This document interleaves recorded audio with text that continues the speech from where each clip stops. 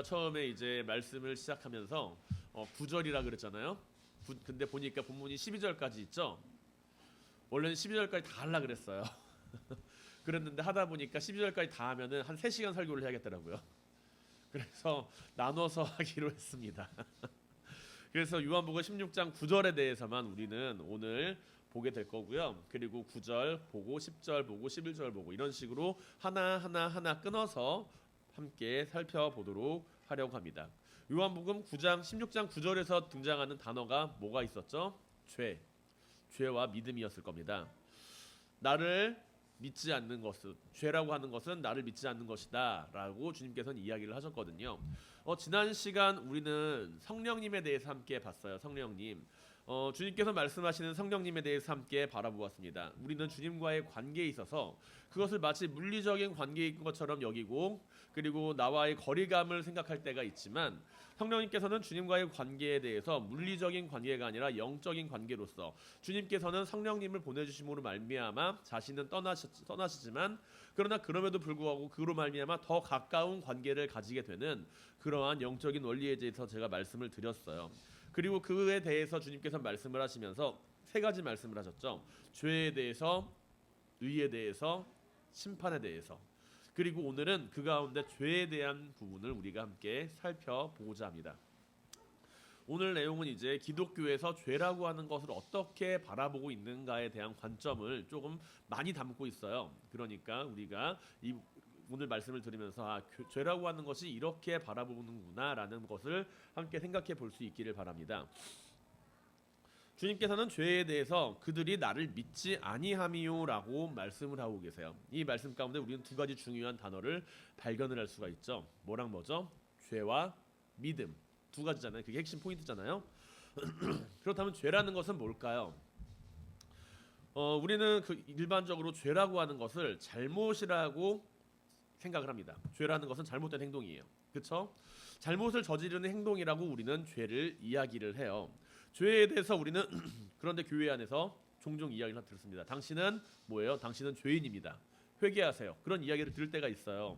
나는 별로 죄를 지은 것 같지도 않은데 그렇게 이야기를 합니다. 당신 바로 죄인이래요. 그러니까 회개하래요. 하나님 앞에서는 무조건 다 죄인이래요. 그러면은 나는 뭐예요?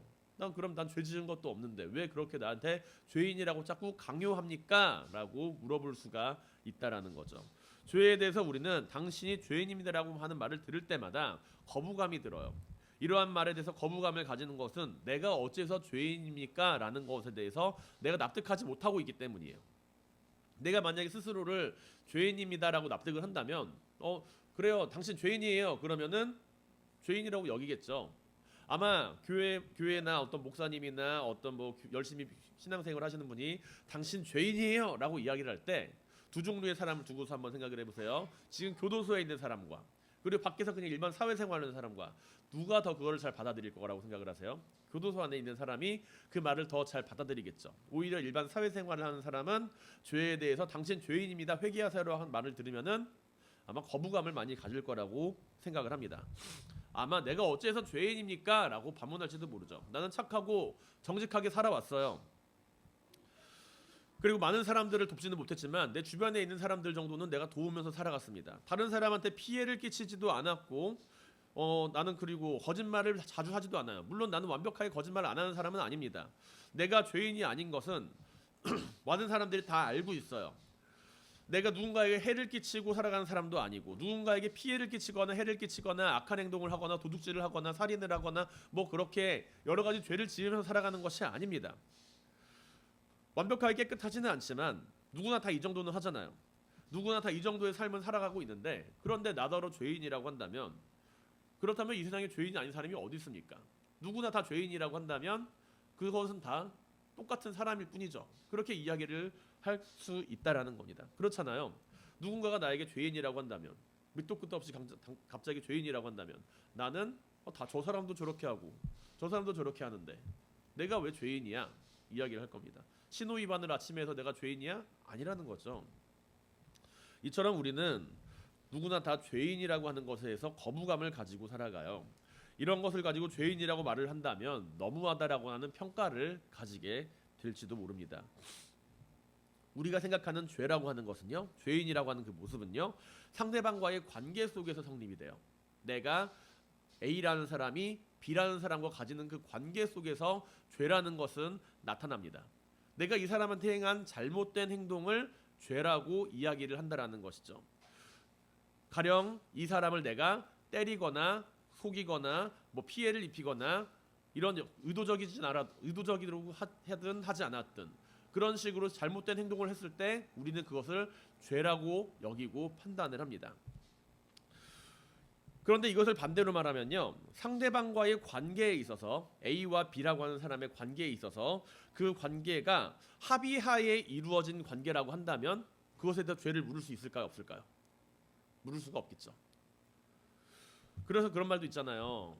이혼할 때 많은 사람 이제 종종 하는 이야기가 그 외도를 했어요. 외도를 했는데 저 사람이랑 이제 외도를 했는데 나는 저 사람하고 이제 뭐 합의하에 했다. 그러면 그거에 대해서는 죄가 성립을 하지 않는다라는 거죠. 그래서 이제 만약에 성폭행을 당한 사람이 있다라고 한다면 성폭행한 가해자는 피해자한테 가서 무조건 합의해서 한 거다라는 그러한 증언을 받아내라고 이야기를 한다는 거예요. 그런데 그런 이야기를 바라보면서 우리는 그게 깔끔합니까? 깔끔하지 않아요. 왜냐하면 저 둘이서 합의를 했어. 합의를 잘 봤어요. 모종의 합의를 잘 봤어요. 합의를 봤는데 합의하에서 진행이 되었습니다라고 이야기를 할지라도 우리는 그 모습 안에서 에이 그럼 안 되지 라는 이야기를 하게 된다라는 것입니다. 왜냐하면 그게 잘못된 거라는 걸 알고 있기 때문이죠. 저 사람이 내가 뒤통수를 빡 때리는 걸 갖다가 괜찮아요. 난 저 사람이 뒤통수 때리는 거 나랑 합의했어요 라고 이야기를 할 때 야 너 왜 그렇게 맞고만 있어 라고 이야기를 하죠. 그래 합의했니? 잘했어. 이렇게 말할 사람은 없다라는 거예요. 그런데 합의했어. 그러니까 넌 신경 꺼 그러면은 답답하죠. 저게 올바른 일이 아닌데 합의했다라고 하면서 저렇게 당하고 있는데 그러면은 화가 납니다. 가정폭력 안에서 학교폭력 안에서 우리는 그런 모습을 종종 마주해요. 가해자는 피해자에게 피해자는 가해자에게 서로 합의한 것으로 모든 것이 다 끝난 것처럼만 이야기를 한다라는 겁니다. 불쾌합니다. 서로 합의했다라고 해서 그것이 죄가 되지 않는다라는 사실에 대해서 우리는 극도의 불쾌감을 가지고 있다라는 거예요. 왜냐하면 내가 가지는 판단에 있어서는 그것은 죄이기 때문이죠. 내가 가지는 판단에 있어서 그 두 명의 당사자가 아무리 둘이서 합의를 했다고 하더라도 저 사람은 잘못된 죄를 저지른 사람이야 라는 것에 대해서는 변함없는 사실로 존재한다라는 거예요. 만약에 우리가 합의하에서 진행된 일에 대해서는 그것을 죄로 물을 수가 없습니다 라고 이야기를 한다면 그것은 각자의 판단에 따라서 내가 기준으로 있을 때 결정되어지는 모습에 대해서 우리는 죄가 있고 없고에 대한 모습을 판단하게 된다는 이야기입니다. 내가 상대방과 합의만 잘하면 나는 죄인이 아닐 수가 있다는 거예요. 하지만 우리는 그 모습에서 그거는 아닌데 법적으로는 문제는 될지 않을지라도 그것은 분명히 잘못된 일인데 죄를 짓는 일인데 라는 것을 마음속으로 담고 있습니다. 분명히 잘못된 모습이기 때문이죠. 이것은 상대적인 모습이지만 내 안에 있는 모습은 또 다른 상대적인 모습으로 그 죄를 바라보기 때문에 우리는 하나의 죄에 대해서도 누군가는 옳다라고 이야기를 할 수 있고 누군가는 옳지 않다라고 이야기를 할 수가 있다라는 거예요. 우리가 바라보는 죄가 바로 그런 모습입니다. 내가 아무리 잘 행동을 했다 하더라도 누군가가 그것에 대해서 너 잘못된 행동했어 라고 평가를 하는 순간 죄로서 그것이 판단지어지는 거고 내가 아무리 잘못되고 나쁜 일을 했다라고 할지라도 상대방이 주변에서 막 칭찬하고 좋아하고 막 그러면은 난 더 이상 죄인이 아닌 그런 모습에 대해서 우리는 죄와 죄가 아닌 것을 판단하며 살아간다는 거예요. 그렇다면 나는 죄인일까요? 죄인이 아닐까요? 여러분들은 죄인입니까? 죄인이 아닙니까? 그러면 우리는 가로등하면서 이제 생각을 해요. 그래, 난 누군가가 보기에는 잘못된 사람이고 하지만 다른 사람이 보기에는 나는 착한 사람이니까 난 이도저도 아닌 사람이야 라고 생각할지도 모릅니다. 그런데 주님께서는요 오늘 본문에 대해서 상대적인 죄가 아니라 절대적인 죄에 대해서 말씀을 하고 계시는 거예요. 죄라고 하는 것은 언제나 상대적인 것처럼 우리는 생각을 하지만 그러나 그것이 아니라 절대적인 모습의 죄가 바로 믿음 안에서 주어진다라는 것이죠. 죄는 나를 믿지 아니함이다 라고 이야기를 합니다. 주님께서 말씀하시는 죄는 나를 믿지 아니함이다라고 하는 그 말씀 안에서 우리는 죄라고 하는 모습을 바라보면서 죄가 가지고 있는 절대적인 모습에 대해서 바라볼 수 있어야 합니다. 그것은 내가 누군가에게 상해를 끼쳤거나 누군가를 피해를 입혔기 때문에 나는 죄인이라고 말하는 그러한 가치적인 차원에서 벗어난 그러한 모습이 아니라 절대적인 가치에 반하는 모습이 죄라고 하는 것을 주님께서는 말씀하고 계시는 것이에요. 주님께서는 죄에 대해서 나를 믿지 않음을 이야기하십니다. 나를 믿지 않는 것이 죄래요. 헬라어로 죄라고 하는 것은 뭘까요? 헬라어로 죄라고 하는 것은 하마르티아라고 하는 단어를 사용합니다. 하마르티아라고 한 단어는 관역에서 화살이 비껴나가는 거예요. 화살을 딱 쏘잖아요. 그런데 그 화살이 관역이 안 맞고 비껴나요. 그게 하마르티아예요. 그리고 이제 잘못된 과실, 실수 이런 것을 하마르티아, 잘못된 길로 가는 것을 하마르티아라고 이야기합니다. 내가 가야 하는 길은 이 길인데 이렇게 가는 것을 하마르티아라고 이야기를 해요. 그리스 비극에서는 이 하마르티아라고 하는 작품에 대해서 단어를 어떤 상황에서 사용을 하느냐면은 주인공이 이제 실수를 하잖아요. 그 실수를 하는데 치명적인 실수나 결함으로 인해 가지고 그 사람 이제 몰락으로 걸어가는 그 사건, 그것을 하마르티아라고 이야기를 합니다. 결국에는 가야 하는 길이 아니라 잘못된 길로 빠지는 것을 하마르티아라고 이야기한다라는 거예요. 단순한 나쁜 짓이 아닌 신약 성경 안에서는 그것을 하나님에게서 벗어나는 것, 그것을 죄라고 이야기를 합니다. 물론 그 성경 안에서는 이렇게 하나님에게서 벗어나는 길 그것만 죄라고 이야기하는 것이 아니라 다른 차원에서의 죄도 분명히 이야기를 해요. 우리가 알고 있는 차원에서의 죄. 그것은 이제 파라바시스라고 하는 단어를 사용하는데 이것은 율법을 어겼을 때 선을 넘어갔을 때 넘어가는 그런 행동. 너 선 넘었네. 그때 이 파라바시스라고 하는 단어를 사용을 합니다. 그런데 오늘 주님께서는 여기에서 하마르티아라고 하는 단어를 사용하시면서 죄에 대해서 설명을 하세요. 그러니까 너희가 죄에 대해서 이야기를 할 때 그것은 나를 믿지 않는 것이 죄다라고 이야기를 하는 것은 내가 나를 믿지 않는 것이 하나님을 따르는 길에서 벗어난 것이다라고 하는 말씀을 제자들에게 하시는 것이라는 거죠. 죄라고 하는 것을 주님께서는 그렇게 말씀을 하고 계신다는 거예요. 주님께서 말씀하시는 죄가 무엇이냐? 악한 행동이 아니라 길에서 벗어남을 의미하고 있으며 이것은 곧 하나님의 뜻과 사랑에서 벗어난 삶의 모습을 의미한다라는 거죠. 하나님께서 창조하신 그 창조의 아름다움과 하나님의 형상이 훼손되어서 하나님에게서부터 멀어지는 그런 상황을 바로 죄라고 이야기를 하신다는 겁니다. 하나님과의 관계가 끊어진 존재론적 상태로서의 죄를 보편성과 근원성에 대하여 죄라고 하는 인생이라고 이야기를 한다는 것이죠. 그렇다면 주님께서는 믿지 않는 것에 대해서는 왜 하나님이 떠나는 것이 죄라고 이야기를 하는 걸까요? 이것은 우리가 생각하기에는 죄가 아닌 것 같아요. 하나님에게서 벗어나는 것, 이것이 왜 죄라고 이야기를 합니까? 왜 그것이 믿지 않는 것에 대해서 왜 나를 믿지 않는 것이 죄라고 이야기를 하시는 걸까요? 절대적인 죄의 관점에서 본다면 하나님의 아들로 오신 주님을 믿지 않는 것은 분명한 죄라고 말을 할 수가 있기 때문이라는 겁니다.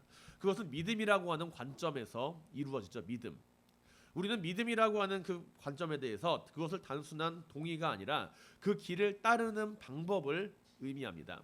내가 누군가를 믿는다라고 할 때, 내가 누군가를 믿는다라고 이야기를 할 때, 내가 당신을 믿어요 라고 이야기를 한다는 것은 그 존재 자체에 대한 이야기가 아니라 그가 하고 있는 방법, 그가 하고 있는 행동, 그가 하고 있는 말에 대해서 우리는 그 믿음이라는 것을 표현한다는 거죠. 그래서 우리는 믿음이라고 하는 것에 대해서 이야기를 할 때 존재가 아니라 행동이나 사건 아니면 다양한 그 존재로서 말미암아 빚어져 내려오는 모습에 대해서 믿음이라는 것을 이야기를 한다는 거예요. 한국 드라마를 보면은 이제 종종 보시죠. 한국 드라마, 주말 드라마 어떤 거 보세요? 독수리 오영재? 그런데 드라마들 보면은 출생의 비밀을 가지고 있는 주인공들 꼭 한 번 있을 때가 있어요. 요즘 나온 드라마는 잘 안 보이는 것 같긴 한데 한때 이 출생의 비밀을 담고 있는 주인공들 한창 인기를 끌었잖아요. 그래서 그 주인공이 딱 등장을 합니다. 등장을 하는데 그 출생의 비밀을 딱 알아요. 그러면 그 주인공은 어떻게 하죠? 좋아요? 못 믿어요. 처음에는. 내가 그럴 리가 없잖아요 라고 이야기를 하면서 거부합니다. 그것을 받아들이지 않아요. 나의 출생이 여기 부잣집 회장님 아들이다 딸이다 그 사실을 받아들이지 않습니다. 그러다가 어떻게 돼요? 점점점 그것을 인정하게 되는 모습을 보이게 되잖아요. 그런데 한번 보세요. 주인공이 그 출생의 비밀을 받아들이든 받아들이지 않든 그 주인공이 그 회장님의 아들이라는 사실이 변합니까? 변하지 않습니까? 변하지 않아요. 주인공이 받아들이든 받아들이지 않든 주인공이 그 사실을 믿든 믿지 않든 믿든지 믿지 않든지 그 주인공이 회장님 아들이라고 하는 사실은 변하지가 않아요. 그렇잖아요. 내가 주인공이 난 믿겠습니다 라고 하는 순간 그 사람이 회장님 아들이 되는 게 아니라는 거죠. 그냥 회장님 아들이에요. 그렇기 때문에 우리는 그것을 믿음이라고 하는 관점으로 이 주인공은 회장님 아들이라고 하는 사실을 믿지 않네라고 말을 하는 것은 부정확한 이야기고 그 사실을 받아들이지 못한다라고 표현을 해야 한다라는 거죠. 믿음이라는 것은 믿음이라고 하는 것은 사실을 말하는 게 아닙니다. 믿음이라는 것은 내가 이 사실을 믿습니다라고 하는 그 사실을 증명하겠다라는 것이 믿음이 아니라는 거예요. 믿음이라고 하는 것은 그것을 내가 그것으로 말미암아 발생하게 되는 주변 사건들에 대한 모습이라는 거죠. 이러한 모습 안에서 우리는 회장님의 아들이 여러 가지 증거들을 다 받아들이게 되면서 주변에 있는 사람들이 너희랑 이제 뭐 친자 확인 검사를 했더니 이렇게 나왔어. 너랑 옛날에 나랑 찍었던 사진을 너도 가지고 있잖아. 이런 사진도 있잖아. 그리고 내가 너랑 옛날에 같이 놀았던 그 소꿉친구인데 기억이 안 나. 뭐 이런 식으로 주변 상황들이 흘러갑니다. 그런 상황들이 흘러갈 때 그러한 상황들에 대한 증거를 가지게 되면서 그 증거를 통해서 내가 외면한 사실을 믿게 되는 것이 아니라 인정하게 된다라는 거죠. 나는 외면한 사실을, 내가 외면한 사실을 나는 인정하게 되는 거라는 겁니다. 그렇게 주님께서 말씀하신다는 그 믿지 않는다라고 하는 그 의미, 그들이 죄에 대하여는 나를 믿지 않는 것이다라고 말을 하는 그 의미는 우리가 이제 흔히 말하는 예수 믿고 천국 가세요라고 이야기를 할 때 예수님을 믿으세요라고 하는 예수님이 하나님의 아들임을 믿으세요라고 하는 그 믿음에 대해서 말을 한다라기보다는 하나님의 아들이심을 믿어라, 내가 하나님의 아들이심을 믿어라라고 하는 그런 차원의 이야기가 아니라 내가 너희가 믿든지 믿지 않든지 내가 하나님의 아들인 것은 변하지 않는다. 그런데 그렇다면은 너희는 무엇을 믿어야 하는가? 그 믿는다는 것에 대해서 주님의 방법과 주님의 말씀을 믿지 않는 것을 이야기를 한다는 거죠. 우리는 믿음에 대해서 생각을 해야 돼요. 믿음이라고 하는 것이 단지 내가 예수님은 하나님의 아들입니다라고 하는 것을 믿음의 고백이라고 여기고 있다라고 한다면 그것에 대해서 우리는 한 단계 높은 차원으로 그 나의 믿음에 대한 고백을 가지고 있어야 된다는 겁니다. 1차원적인 믿음이에요. 1차원적인 믿음은 예수님은 하나님의 아들이십니다라고 고백하는 것이 1차원적인 믿음이라고 한다면 그것보다 더 한 단계 더 위의 단계로 우리가 더 스텝을 올려야 하는 것은 내가 예수 그리스도를 믿는 사람으로서 그분의 방법과 그분의 말씀과 그분의 가르침을 따라가겠습니다라고 하는 것을 믿음이라고 이야기를 해야 한다는 거죠. 믿음은 그 사람의 존재를 가리켜서 나는 그 사람을 믿습니다라고 이야기하지 않는다는 거예요. 내가 그 사람을 믿습니다라고 이야기를 할 때, 내가 상대방을 향하여 믿습니다라고 이야기를 할 때, 나는 당신의 존재를 믿습니다라고 하는 그러한 존재적인 차원에서의 믿음이 아니라 우리가 이야기하는 그 믿음은 그 사람이 가지고 하는 말과 행동과 방법까지 포함하는 부분이라는 거죠. 이해가 되시겠어요? 그렇게 우리가 주님께서 말씀하시고 보여주시고 가르쳐주신 그 방법, 그 사랑의 힘과 능력에 대하여 우리는 믿고 있을 때 나는 주님을 믿습니다 라고 말을 할 수가 있는 겁니다. 내가 주님을 믿습니다라고 하는 그 말 안에는 단순히 그냥 하나님의 아들인 예수님 내가 믿습니다 라고 이야기를 한다는 게 아니라는 거예요. 우리가 믿음으로 고백을 하든 고백하지 않든 그분은 그냥 하나님의 아들이에요. 그런데 우리가 그 안에서 주님을 믿습니다라고 하는 그 믿음의 고백 안에서는 주님께서 가르쳐주신 그 계명, 가장 큰 계명, 너희가 서로 사랑하라. 그러면 너희는 그로 말미암아 내 제자인 줄 알리라 라고 하는 그 말씀, 가장 큰 계명, 하나님을 사랑하고 이웃을 사랑하는 것이 가장 크고 중요한 계명이다 라고 하는 그 계명, 사랑의 능력을 믿고 용서와 화해와 일치를 이루어가는 그 계명을 우리가 받아들이고 그것을 믿게 될 때 우리는 주님을 향하여서 참된 믿음을 고백할 수가 있다는 겁니다. 하나님을 사랑하고 이웃을 사랑하는 것, 그것에 대해서 주님께서 말씀하시는 믿음은 단순히 너희가 하나님을 잘 믿으라, 하나님을 잘 믿어라, 하나님 여기 계신다 그냥 믿어라, 하나님 저기 계신다. 그냥 믿어라. 그런 차원의 이야기가 아니라는 거죠. 주님의 가르침을 따른다는 것은 하나님을 절대적인 존재로 믿는 것을 그 이상으로 하나님의 사랑을 따라가는 그 삶을 의미한다라는 것입니다. 사람들이 말하는 죄는 대부분이 상대적인 것을 의미할 때가 많이 있어요. 상대적인 죄는 사람의 기준으로 판단하게 되면 합의하면 그 죄가 사라지게 된다라고 여기게 됩니다. 나쁜 짓을 했어도 그 행동에 대해서 10년, 20년, 30년 징역을 받고 나오면 그 사람은 자신에 대하여 자신의 죄에 대해서 대가를 치렀습니다라고 이야기를 할지도 몰라요. 그러나 그럼에도 불구하고 우리는 주변에 존재하는 죄에 대한 상대적인 모습으로 인해서 그 사람이 교도소에서 출소를 하고 나와서 나는 이제 내 죄에 대한 대가를 치렀습니다라고 할지언정 그 사람을 믿지 못한다라는 거죠. 마치 자신의 행동에 대해서 우리가 대가를 치렀다라고 생각을 하지만 그것은 일부 사람들에 의한 합의일 뿐이며 그것을 인정하지 않는 사람들에게는 여전히 그는 믿을 수 없는 죄인이라는 거예요.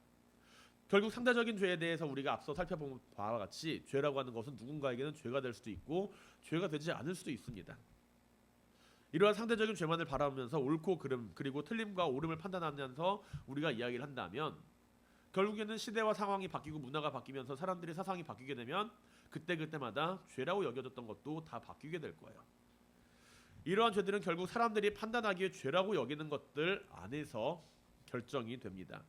사람이 죄라고 여기는 것을 기준 짓고 죄가 아니라고 하는 거 여기는 것을 기준 짓는다면 결국에 죄의 문제는 언제나 사람의 판단 위에서만 머무를 수밖에 없다라는 거예요.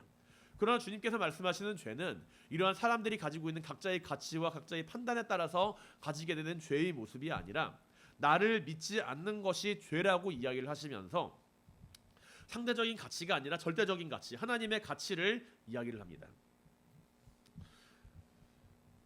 절대적인 기준은 사람이 세울 수가 있을까요? 절대적인 가치의 기준은 사람이 세울 수가 있습니까? 그렇지가 않다라는 거죠. 절대적인 가치의 기준은 사람이 세울 수가 있는 것이 아니고 사람이 세우는 절대적이라고 생각했던 그 기준들은 늘 바뀌기 마련입니다. 그러나 세상을 창조하시고 사람을 창조하신 하나님이라고 하는 그 절대적인 존재 앞에서 우리가 죄라고 하는 것을 이야기를 하게 된다면 우리는 스스로의 죄에 대하여 내가 올바르다라고 믿는 그 믿음이 아니라 절대적인 존재를 향한 그 믿음 안에서 내 죄를 바라보게 된다라는 거죠. 그리고 나는 내 자신이 옳다라고 믿는 것이 아니라 하나님께서 알려주시는 하나님께서 말씀하시는 그 모습에 대하여 엇나가게 되었을 때 나는 죄인이다라고 고백을 하게 된다라는 겁니다. 그래서 믿지 않는 것으로 말미암아 죄인이라고 여김을 받게 된다라는 거예요. 하나님의 방법과 하나님의 뜻을 가장 잘 나타내신 분이 바로 누구라고 이야기를 합니까? 바로 예수 그리스도라고 이야기를 하죠. 하나님의 아들로 오셨으면서 하나님의 뜻을 누구보다도 잘 알고 있으면서 하나님께 늘 하나님의 뜻을 따라 살아갔던 그 주님의 모습을 우리가 바라보면서 주님께서는 하나님에 대하여 내가 하나님의 뜻을 알고 아버지도 나를 안다라고 이야기를 하시며 하나님과 아들에 대한 그 일치를 말씀하세요. 그 안에서 우리는 예수 그리스도를 믿지 않는 것에 대하여 상대적인 관점이 아닌 절대적인 관점에서의 죄를 말하게 되며 그리고 그로 말미암아 주님을 믿지 않는 사람들은 상대적인 죄에 대하여 자신들이 죄인이 아니라고 말할 수 있을지는 몰라도 절대적인 그 죄 앞에서는 죄인이라고밖에 말을 할 수가 없다라는 것이죠. 여기까지 이해가 되시죠? 이러한 모습 안에서 주님께서는 성령을 제자들에게 약속하십니다. 주님께서 성령을 제자들에게 약속하세요. 성령을 너희에게 보내주겠다. 그리고 성령은 세상을 향해 그 죄가 드러나게 할 것이다 라고 이야기를 하세요. 우리는 스스로가 죄인이 아니라고 말을 하고 있으며 자신의 죄를 깨닫지 못하고 있을 때 성령께서는 우리의 마음을 찌르시고 믿음이 없음을 말씀하십니다. 내가 하나님을 믿지 못하고 하나님의 방법을 믿지 못하고 하나님의 그 사랑을 믿지 못하며 이 세상을 살아가는 가운데 우리는 우리 마음에 존재하는 믿음이 없음을 깨닫게 된다라는 것이죠. 믿음이 없이 살아가는 가운데 우리는 스스로가 죄인이 아니라고 이야기를 말하고 있지만 정작 우리가 말하고 있는 그 내가 죄인이 아니야라고 하는 그 부분에 있어서 우리는 늘 주변 사람들의 판단에 따라서 죄인과 의인을 구별하는 삶 속에서 나는 죄인이 아니야라고 말을 하고 있는 삶을 살아간다는 것입니다. 사회적으로 죄인과 의인이 분명히 구분이 되어야 되고 분명히 구분 지을 수가 있습니다. 그러나 하나님의 절대적인 기준 앞에서 우리는 성령께서 주시는 그 죄에 대한 것을 깨닫지 못하게 될 때, 내가 믿음이 없음을 깨닫지 못하게 될 때 나는 죄인이지만 죄인이라는 것을 알지 못한 채 늘 내 자신이 옳다라고 말을 하며 살아가게 된다라는 것이죠. 나 또한 절대적으로 의로운 사람일까요? 의로운 사람이 아닐까요?